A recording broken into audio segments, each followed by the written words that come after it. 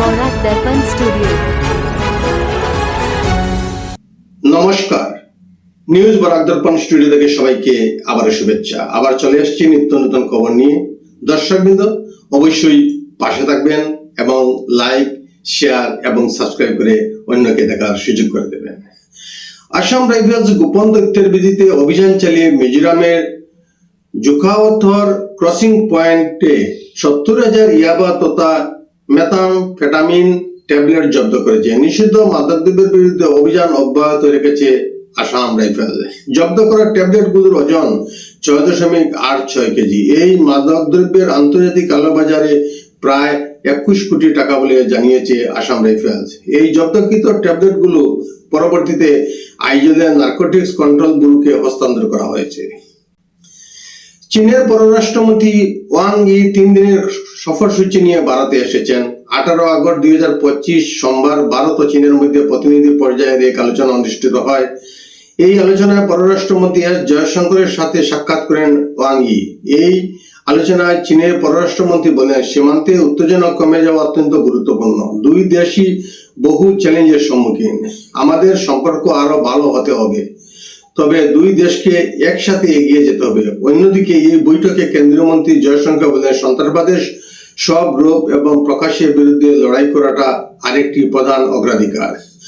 মত বিনিময়ের জন্য আমি আগ্রহী।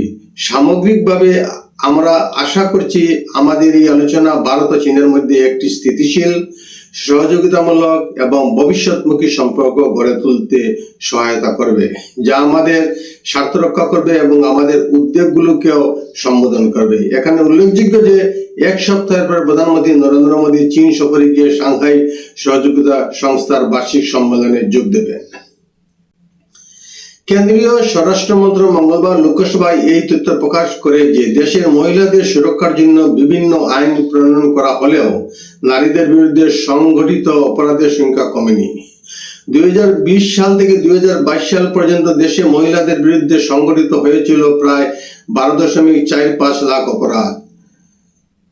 তৃণমূল কংগ্রেসের সাংসদ জুন মালিয়ার করা এক প্রশ্নের উত্তরে কেন্দ্রীয় স্বরাষ্ট্র প্রতিমন্ত্রী বি সঞ্জয় কুমার সংসদকে এই তথ্য জানিয়েছেন। Hindustan aeronautics limited LCA mark 1A নামের 97টি যুদ্ধ বিমান দেশে নির্মিত করার বরাত পেয়েছে। কেন্দ্রীয় সরকার 62,000 কোটি টাকার ব্যয়ের অনুমোদন জানিয়েছে। এর আগে 48টি LCA মার্ক 1A যুদ্ধ বিমান ক্রয়ের জন্য 48,000 কোটি টাকা মঞ্জুর করেছিল। এই যুদ্ধ বিমানগুলি হাতে পাওয়ার পর ভারতীয় বিমান বাহিনী পুরানো MiG-21 যুদ্ধ বিমানকে বিদায় জানাবে।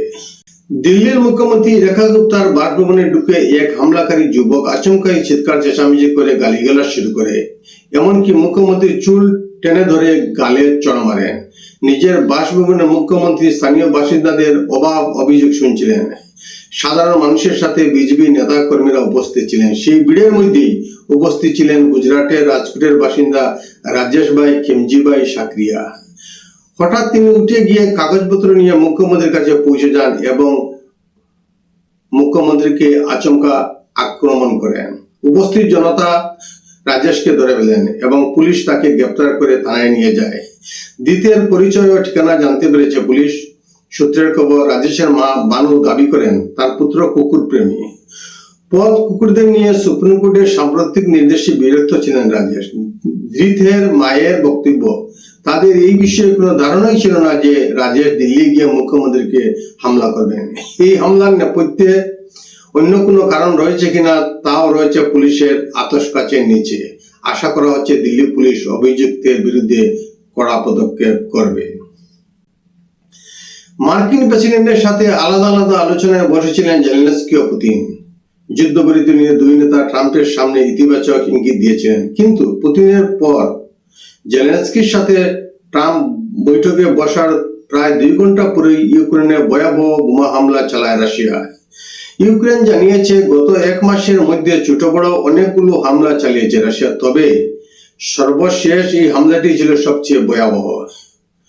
270টি ড্রোন ও 10টি ক্ষেপণাস্ত্র দিয়ে হামলা চালায় রাশিয়া। এতে সবচেয়ে বেশি ক্ষতিগ্রস্ত হয়েছে পুরো পূর্ব মধ্য ইউক্রেনের একমাত্র তেল শোধনাগারও বারবার হামলার চেষ্টা চালাচ্ছে রাশিয়ার এই হামলার পর ইউক্রেন তীব্র নিন্দা জানিয়ে বলছে, আলোচনা চলতে থাকা অবস্থায় এমন হামলা একেবারেই যুদ্ধবিরোধী নয়, এটা কেবল কাপুরুষের কাজ। আজকের প্রতিবেদনে এখানে সংক্ষিপ্ত বিরতি টানছি। সবাইকে নমস্কার জানিয়ে বিদায় নিচ্ছি।